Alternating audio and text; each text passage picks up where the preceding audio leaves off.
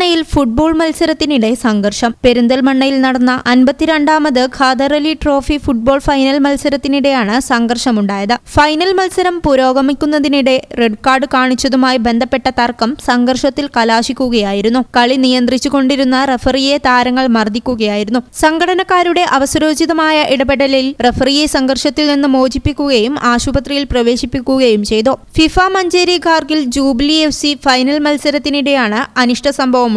മത്സരത്തിൽ മറുപടിയില്ലാത്ത ഒരു ഗോളിന് ഫിഫ മഞ്ചേരി വിജയിക്കുകയും ചെയ്തു. വിജയികൾക്ക് ADMNM മെഹ്റലി ട്രോഫികൾ വിതരണം ചെയ്തു. ഈ ചാനൽ പെരിന്തൽമണ്ണ.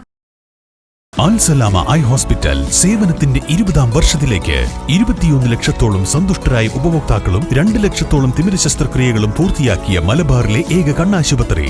ലോകോത്തര നിലവാരമുള്ള ചികിത്സാ സംവിധാനങ്ങൾ, തിമിര ശസ്ത്രക്രിയ, ഗ്ലൂക്കോമ, റെറ്റിന വിഭാഗം, കോർണിയ, ലേസർ ചികിത്സാ വിഭാഗം, contact lens clinic, optical, pharmacy, lab തുടങ്ങി നൂതന സാങ്കേതിക വിദ്യ ഒരുക്കിയുള്ള എല്ലാ നേത്രരോഗ ചികിത്സാ സൗകര്യങ്ങളും വിദഗ്ധരായ ഡോക്ടർമാരുടെ മേൽനോട്ടത്തിൽ. Al Salama eye hospital, hospital road, Perinthalmanna.